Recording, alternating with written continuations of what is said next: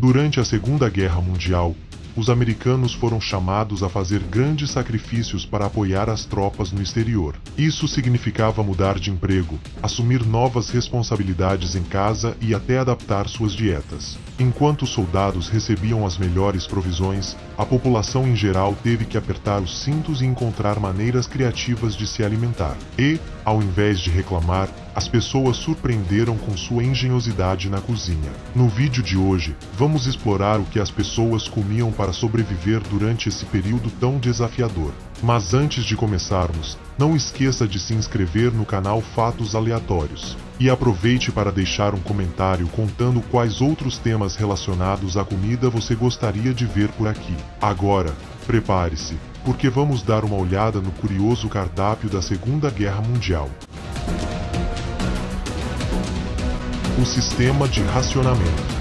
À medida que a Segunda Guerra Mundial se intensificava, o governo dos Estados Unidos percebeu rapidamente que os militares iriam competir com a população por recursos essenciais, como alimentos, metais, borracha, papel e outros materiais importantes. Para garantir que as forças armadas recebessem o necessário para vencer a guerra, foi implementado um sistema de racionamento. Mas como isso funcionava? Cada cidadão, incluindo adultos e crianças, recebia uma quantidade limitada de pontos. Esses pontos eram usados junto com dinheiro para adquirir itens restritos, reservados para apoiar o esforço de guerra. Por exemplo, em 1943, uma libra de bacon custava 7 pontos, além do valor em dinheiro, cerca de $0,30. Os pontos eram distribuídos em forma de selos, entregues em livros disponibilizados pelo governo. O escritório de administração de preços mobilizava voluntários para distribuir esses livros e explicar como funcionavam tanto para comerciantes quanto para consumidores. O primeiro item a ser racionado foram os pneus, seguido por automóveis e gasolina. Em maio de 1942, os alimentos começaram a entrar na lista, com o açúcar e café liderando.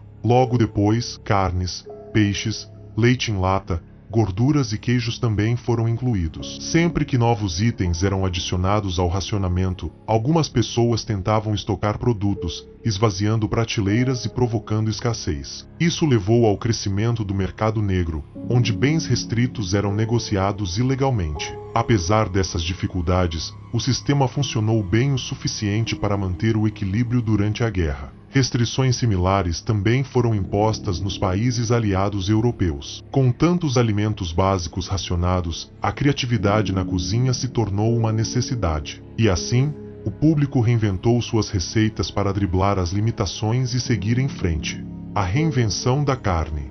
Com a carne sendo destinada prioritariamente para as tropas na linha de frente, restaurantes e cozinheiros caseiros começaram a adotar menus sem carne em determinados dias. Anunciantes incentivavam o uso de receitas criativas, como ovos cremosos sobre panquecas ou hambúrgueres de nozes e queijo. Em casa, a necessidade de economizar e aproveitar sobras deu origem a novas invenções culinárias. Um exemplo curioso é o bolo de carne adaptado da época. Em vez de carne moída, os cozinheiros utilizavam uma xícara de ervilhas, uma xícara de purê de batatas e uma lata de sopa de tomate condensada. Embora não fosse igual ao bolo de carne tradicional, essa versão vegetariana era uma maneira eficiente de aproveitar vegetais e ingredientes básicos disponíveis, usando sobras com criatividade. Uma parte fundamental do racionamento durante a Segunda Guerra Mundial era aproveitar ao máximo as sobras, esticando os alimentos para durarem o maior tempo possível. Por isso, muitas refeições eram improvisadas com o que estivesse disponível na despensa ou na geladeira. Um exemplo clássico dessa criatividade é o Bubble and Skiak. Mais do que uma receita específica, ele era uma maneira de reaproveitar purê de batatas, um ingrediente básico e amplamente disponível durante o racionamento. As batatas, fáceis de cultivar, tornaram-se essenciais na alimentação não só pela abundância, mas também pela versatilidade. Elas absorviam facilmente os sabores de outros ingredientes, tornando-se a base perfeita para pratos improvisados. O purê de batatas era transformado em uma espécie de panqueca, recheada com qualquer carne ou vegetais que estivessem à mão. O resultado era uma refeição simples, prática e deliciosa, que mantinha as famílias alimentadas e criava momentos de conforto mesmo em tempos difíceis. Substituições inusitadas. Cozinhar sem farinha pode parecer impossível, mas durante a Segunda Guerra Mundial, quando esse alimento básico era escasso, as pessoas na Polônia ocupada encontraram maneiras criativas de se virar. Em muitos casos, o substituto improvável foi o feijão. Embora o feijão não tenha o mesmo sabor ou textura da farinha, quando fervido e amassado, ele se tornava maleável e podia ser adoçado para fazer bolos. Apesar de seu sabor naturalmente terroso, os criativos cozinheiros poloneses tinham uma solução simples: adicionar 6 colheres de sopa de açúcar à receita. O resultado? Uma sobremesa improvisada que, surpreendentemente, funcionava. O café e os jardins da vitória. Enquanto isso, nos Estados Unidos, os vegetais eram abundantes, já que não podiam ser enviados para as tropas sem estragar. Para aproveitar esse excedente, os americanos foram incentivados a consumir mais vegetais frescos e até a cultivar seus próprios jardins da vitória. Esses jardins não só ajudavam a diversificar a dieta, como liberavam fábricas para a produção de alimentos enlatados destinados às forças armadas. Entre os vegetais populares estavam as cebolas, fáceis de plantar e extremamente nutritivas. Durante a década de 1940, rechear cebolas com ingredientes criativos virou tendência. Um exemplo curioso envolvia um cereal americano conhecido como Grape Nuts, que, ironicamente, não contém uvas nem nozes, mas é feito de trigo e cevada. Embora famoso por seu sabor interessante, o cereal era muito versátil. Quando usado no recheio de cebolas, conferia uma textura semelhante à de carne moída. Com a adição de temperos certos, esse prato não só era prático na época, como ainda poderia funcionar como um aperitivo saboroso nos dias de hoje. O café é indispensável para muitas pessoas, mas durante a Segunda Guerra Mundial, ele se tornou um verdadeiro luxo.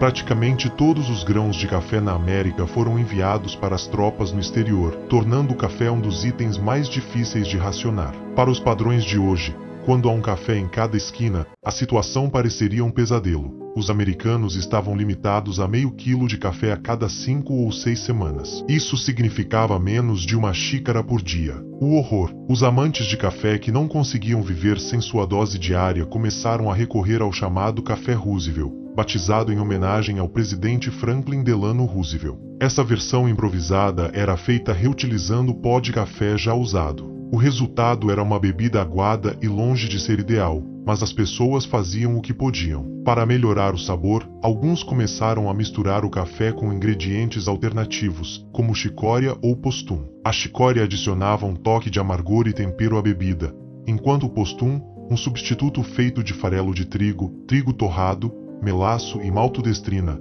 oferecia uma alternativa curiosa, embora bem diferente do café verdadeiro. Mesmo em tempos difíceis, a criatividade ajudava a manter o hábito vivo, ainda que fosse um pouco diferente do que estamos acostumados hoje.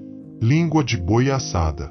A língua de boi é grande, elástica e dura. Definitivamente não é o tipo de prato que uma família americana típica escolheria se houvesse outras opções disponíveis. No entanto, durante a Segunda Guerra Mundial, as famílias tinham acesso limitado às carnes mais populares e precisavam se contentar com cortes menos desejados, como língua e pés. Isso levou a adaptações criativas em receitas tradicionais. A língua de boi, por exemplo, raramente era servida como uma peça inteira no prato. Em vez disso, era transformada em algo mais elaborado, como uma espécie de caçarola. Uma versão clássica envolvia assar a língua com ingredientes como cenouras, cebolas, aipo e molho de tomate, criando um prato mais palatável e nutritivo. O preparo era essencial para tornar a língua comestível. Primeiro, ela precisava ser fervida por cerca de 2 horas para amaciar. Depois disso, era assada por mais 2 horas em uma caçarola, cercada por vegetais que ajudavam a realçar o sabor e a textura. Com criatividade e paciência, até mesmo cortes menos convencionais se tornavam refeições completas e satisfatórias, provando que, mesmo em tempos difíceis, era possível criar algo especial na cozinha. Sopa de cuspe pode não ser o nome mais apetitoso para um prato, mas, surpreendentemente, a sopa criada durante a Segunda Guerra Mundial era bastante saborosa. A receita surgiu na Polônia ocupada como uma forma de aproveitar o excesso de cevada disponível, um cereal forte e nutritivo. Com a escassez de alimentos típicos da culinária polonesa, como proteínas, ostras, anchovas e até mesmo alimentos simples como castanhas, a sopa de cevada se tornou uma alternativa essencial para a sobrevivência. Mas por que o nome tão peculiar? Bem, a sopa recebeu esse nome porque, ao consumi-la, as pessoas precisavam cuspir as cascas da cevada, que não eram comestíveis. Mesmo com esse inconveniente, o prato se tornou uma maneira de as famílias polonesas se manterem alimentadas durante tempos de extrema dificuldade. O fígado picado é uma receita tradicional judaica que geralmente utiliza chamaltes, gordura de frango e gribenes, torresmos de frango, para enriquecer o sabor do prato. Durante a Segunda Guerra Mundial, as famílias judias foram orientadas a esticar suas rações de alimentos, o que muitas vezes significava usar migalhas de pão para complementar as refeições ou até criar versões vegetarianas dos pratos tradicionais. A versão vegetariana do fígado picado foi preparada com frutas e vegetais frescos, além de qualquer outro ingrediente que pudesse ser cultivado nos chamados Jardins da Vitória. Para substituir a carne, os cozinheiros improvisavam com feijão verde, ervilhas, cebolas, biscoitos e até ovos cozidos, sempre que estivessem disponíveis. Pão com serragem.